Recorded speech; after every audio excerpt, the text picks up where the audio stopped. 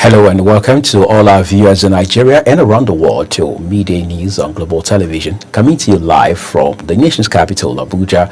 I'm Uyi Agmofwebe, reminding our viewers that Global Television is on DSTV channel 365 and Star Times 276. You can download the Global TV Nigeria mobile app for Android and iOS devices to keep track of our 247 broadcast.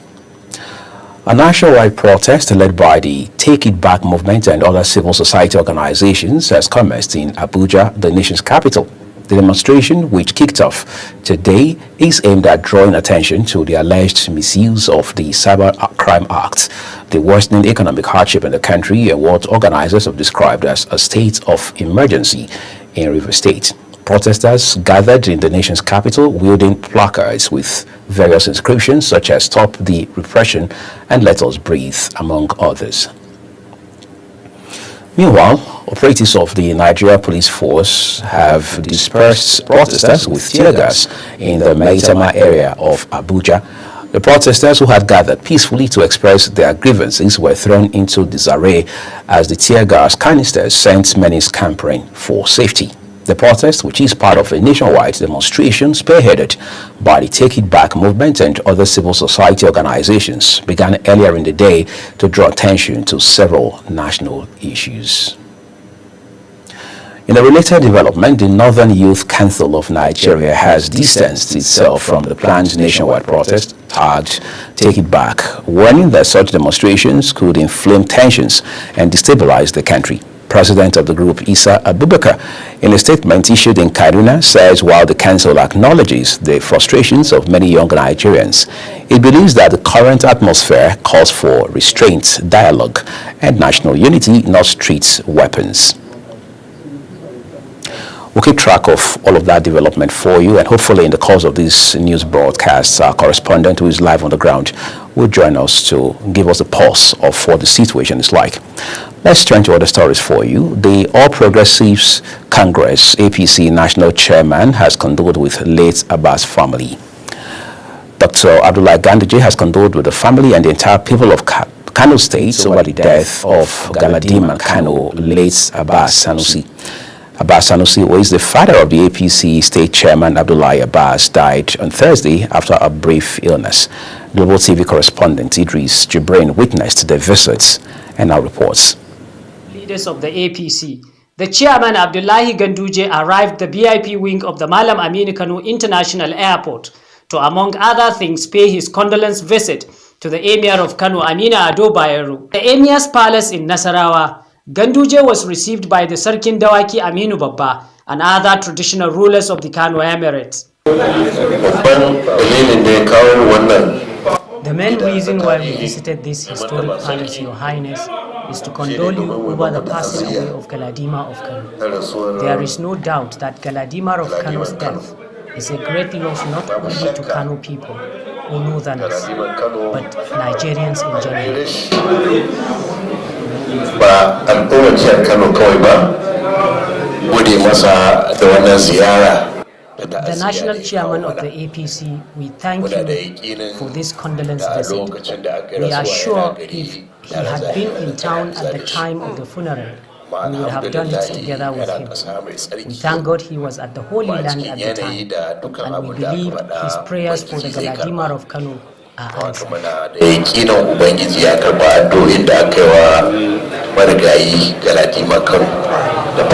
Back at Galadanchi quarters, the national chairman met with the state chairman of the APC, Abdullahi Abbas, where he condoled him over the passing away of his father, late Abbas Sanusi. Hundreds of party supporters across the 44 local government areas of Kano State turned out to join Abdullahi Ganduje in condoling the entire people of Kano State over what he described as a great loss, not only to Kano, but Nigeria in general. The Galadima of Kano is not only a loss to his family or to the people of Kano State, but to the all Nigerians, considering the service that he delivered during his lifetime. He really contributed to the development of traditional institutions in Kano, not only in Kano, but in the whole of the country. Therefore, it is our responsibility to called the people of Kano State to continue to pray for his soul.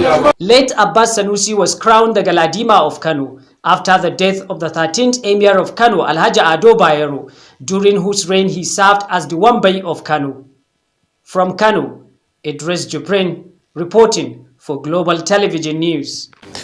Well, thank you, Idris. The Nigeria Police Force has withdrawn the invitation earlier extended to the 16th Emir of Kano, Muhammadu Sanusi II, over the unfortunate incident that occurred in the state during the Salah celebration on March 30, 2025. The invitation was initially issued to enable the Emir provide his account of the events that led to the breakdown of law and order in the state.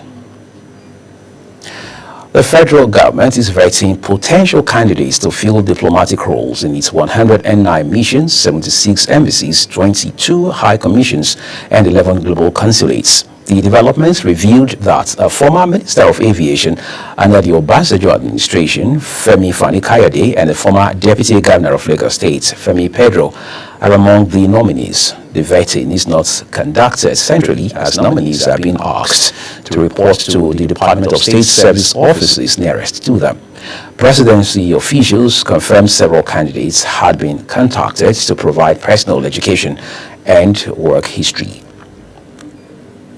The federal government has approved the establishment of 8,880 new primary healthcare centers across the country.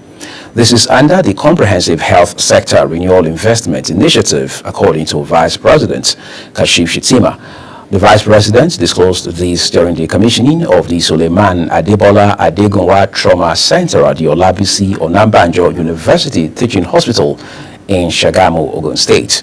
The facility, worth over 2 billion naira, was donated to the teaching hospital by an industrialist and philanthropist, Asiwaju Suleiman Adebola Adegunwa, to mark his 80th birthday. The Nigerian government has directed all heads of federal universities, polytechnics, colleges of education, and other higher institutions to disclose their annual budgets and other institutional data for public scrutiny. Minister of Education Tunji Alausa gave this directive in a statement released by the ministry spokesperson Borio Wo Folashade. The minister said educational institutions should publish their budget breakdown, research grants, tertiary education trust fund allocation, as well as student population on their official websites. The Senate has dismissed the insinuations that the National Assembly has become a mere rubber stamping institution to the executive arm of government, saying it needs not to be combative to demonstrate its independence. Chairman, Senate Committee on Media and Publicity, Senator Yemi Adaramo, stated this in his country home, Ilawe Ekiti, during an interactive session with newsmen. He says the upper chamber has done nothing to warrant being labeled a rubber stamping institution. Elsewhere, Ministry of Foreign Affairs has announced that the Crown Princess of Sweden, Victoria Desiree, will be visiting Nigeria from today to Wednesday, 9th of April 2025. This was contained in a statement signed by the acting spokesperson for the ministry, Kimebi Ebiemfa. During her visit, the Crown Princess will engage in high-level meetings with Nigerian officials to strengthen the diplomatic and economic ties between both countries.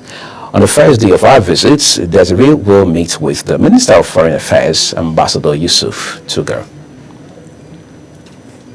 The Joint Admissions and Matriculation Board, JAMB, has extended the registration for the 2025 Direct Entry Examination beyond the initial deadline of Monday, April 7, 2025.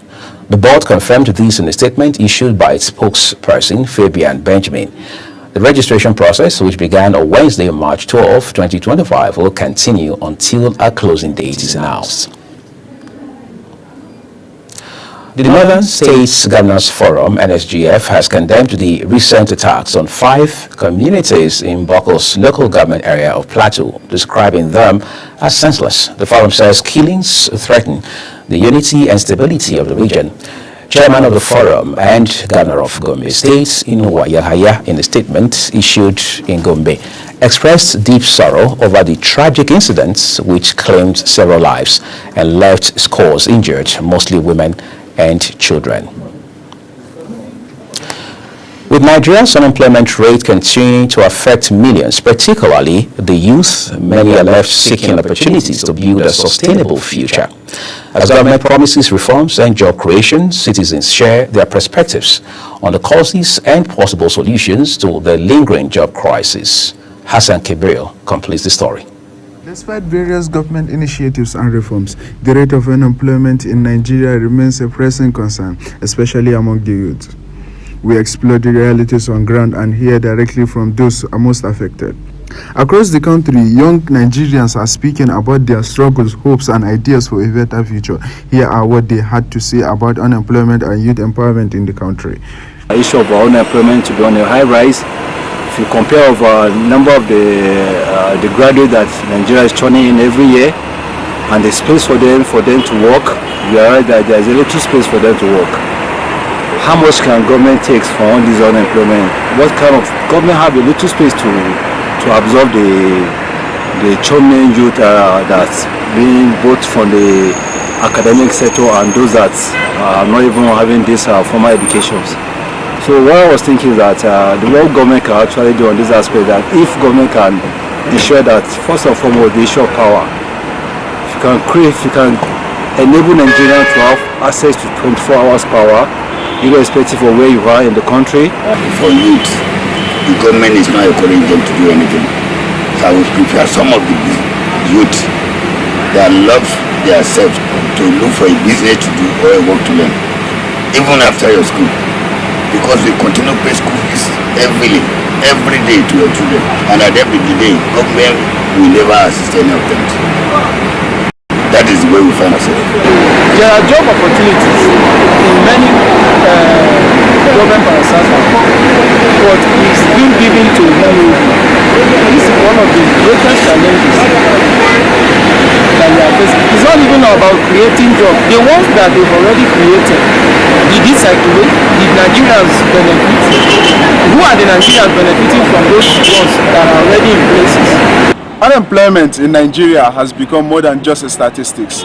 It's a daily reality for millions of young people across the country with a growing population and limited job opportunities. Many youth are left feeling hopeless and frustrated, while the government promises empowerment initiatives and job creation schemes. The gap between promises and reality continues to widen. Today we take to the street to hear the voices of the people. What do they think is the root causes of this unemployment crisis? What are the solutions do they suggest, and how do they believe youth empowerment can make a difference? Hassan Kabir reporting from Global TV News. Thank you, Hassan, following through for us there with the developments regarding unemployment situation in this country.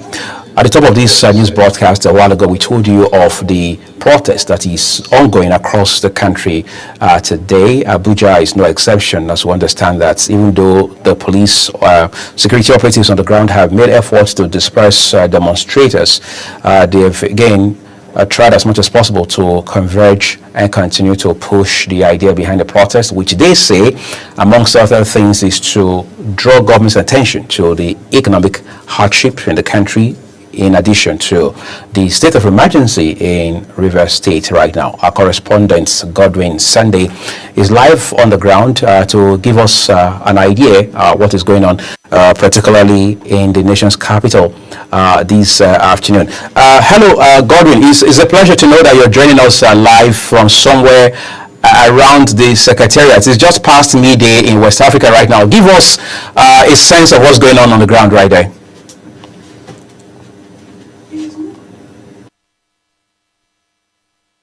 Okay, we'll return to other stories now, everyone. We'll bring you up to speed as soon as we can reconnect with Godwin Sunday.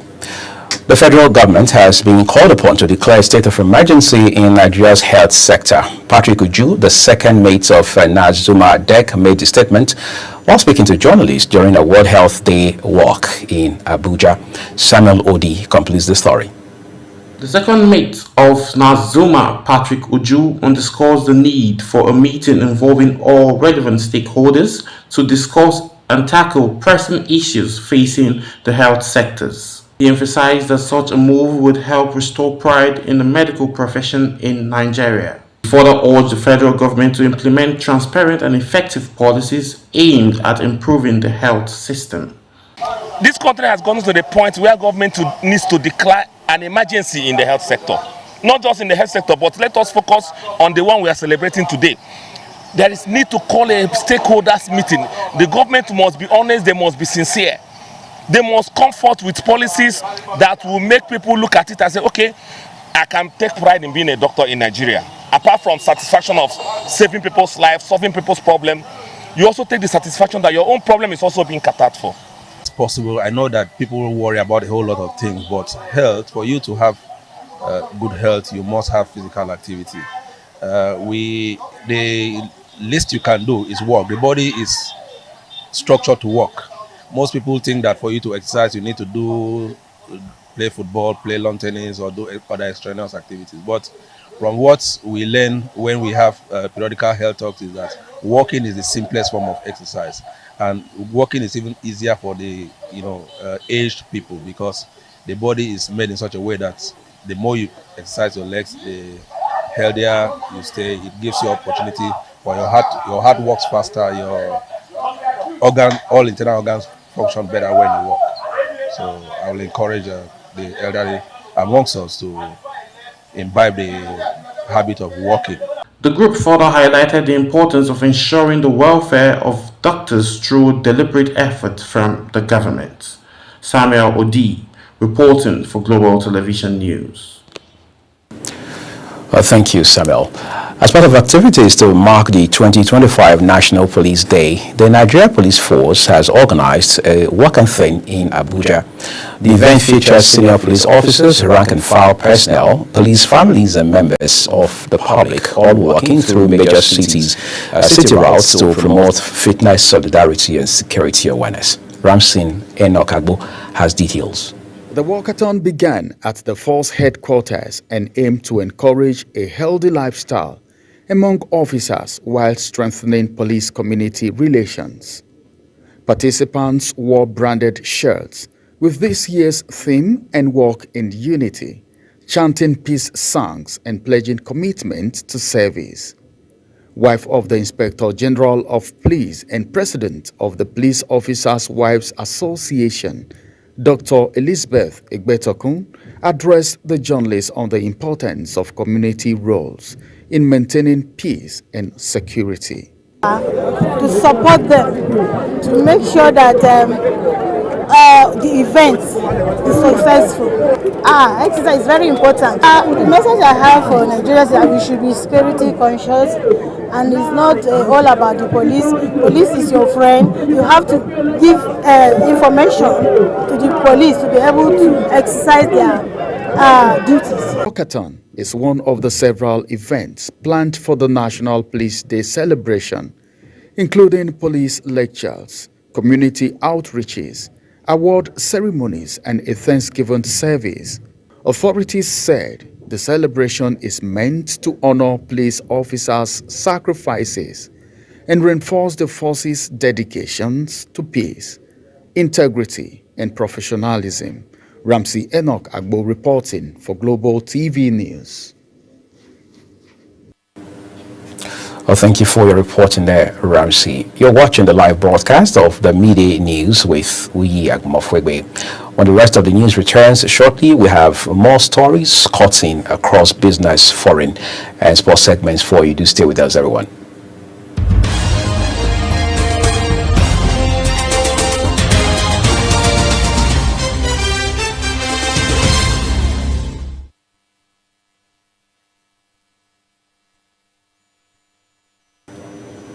Let's turn to business now, where Crude Oil Refinery Owners Association of Nigeria says the price of premium motor spirits, otherwise called petrol, can drop below 400 naira per litre with the current crash in crude oil prices. The association argued that there is no reason petrol should be sold at 350 naira per litre if crude prices eventually fall to $50 per barrel. Nigeria's public debt has increased by 48.58% to 144.67 trillion naira as of December 2024 from 97.34 trillion naira recorded at the end of 2023. Nigeria's Debt Management Office disclosed this in its latest report on the country's public debt profile.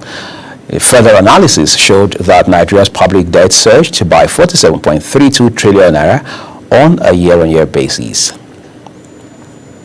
Baffled by constant power outages occasioned by the SSCent grid collapses, 6 firms and 1 private university have got the approval of the Nigerian Electricity Regulatory Commission (NERC) to generate and distribute electricity. The firms, including Nile University of Nigeria in Abuja, will be allowed to generate up to 30 megawatts of electricity under various arrangements. The federal government has reiterated its commitment to establishing more gemstone and jewelry making centers across the country to boost entrepreneurship in the mining industry and support their local value addition policy. Minister of Solid Minerals Development, Dr. Dele Alake, made this known during a tour of the Laurel School of Mining in Abuja.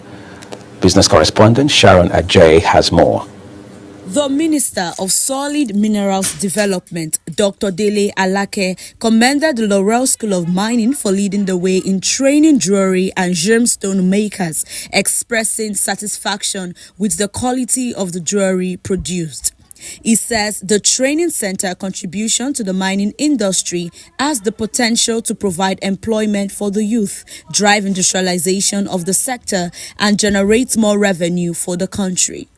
Major contribution to this economy via the solid mineral sector, and this is one of the things that we said earlier on, that we're going to improve every sector of the solid mineral space to make its own contribution. And you can see what this center is training people who are going out to train and to actually work, and that's part of the local value addition we are talking about.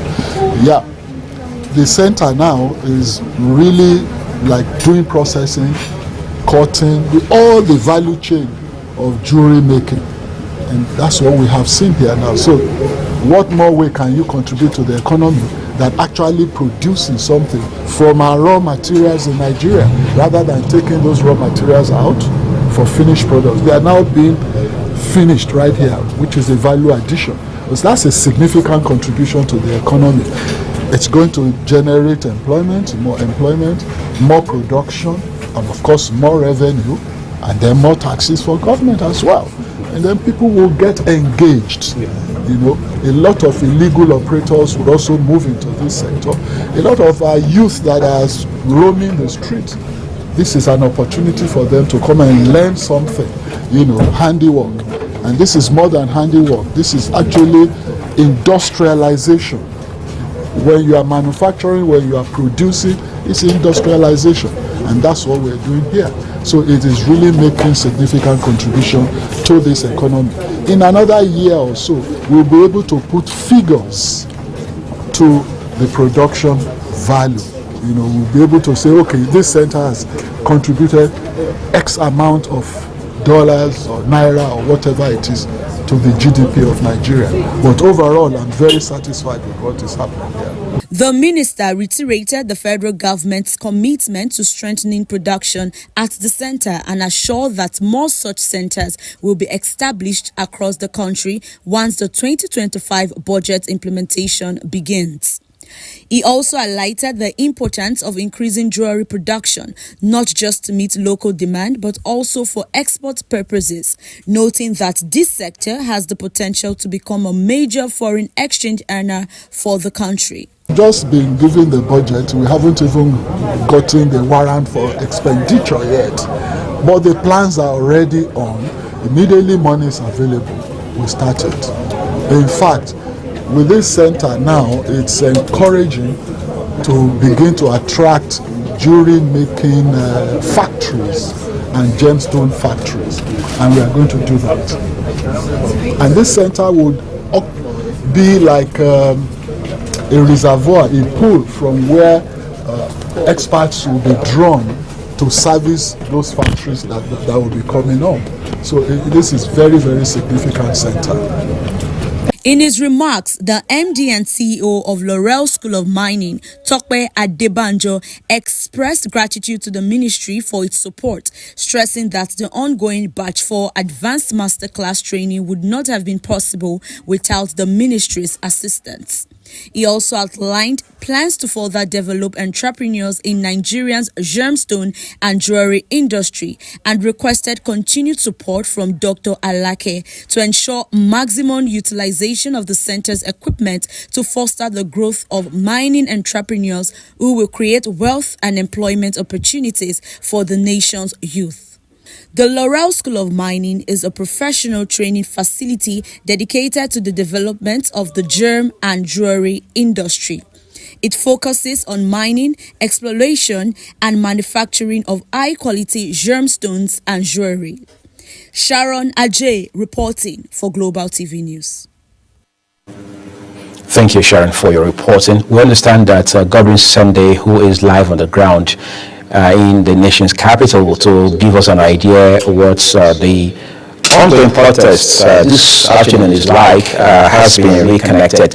Again, thank you, Godwin, for joining us right here in the middle of the broadcast of the Midday News. Quickly, give us an idea what exactly is going on there. All right, thank you so much.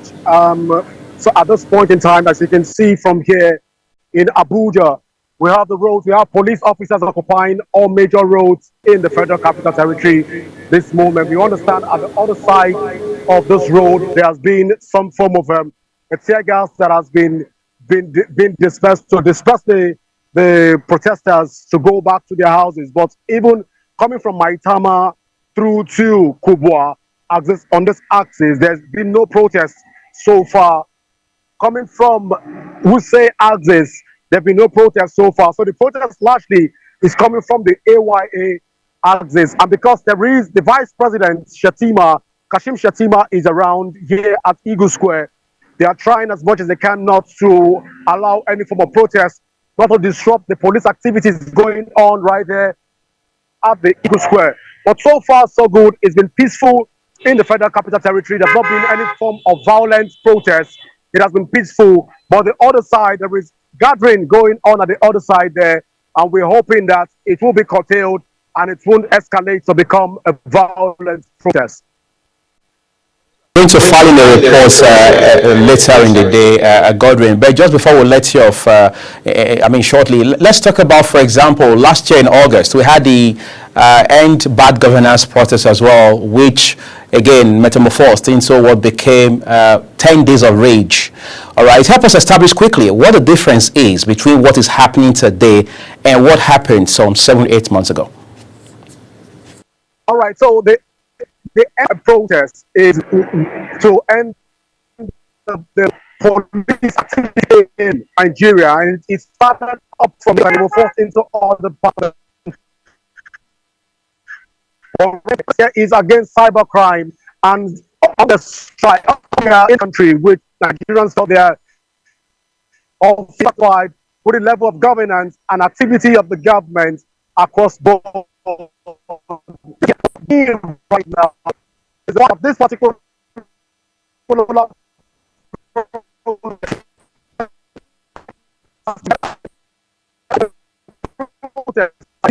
turn out so far is we're losing stream there, audio and picture with our correspondent Godwin Sunday, but we'll bring you up to speed with these developments all through our news broadcasts in the course of today and going forward. And that's what we'll leave it with the news. Everyone, thank you so very much for watching. On behalf of the production team, I am Uyag Mofwebe. We'll see you again.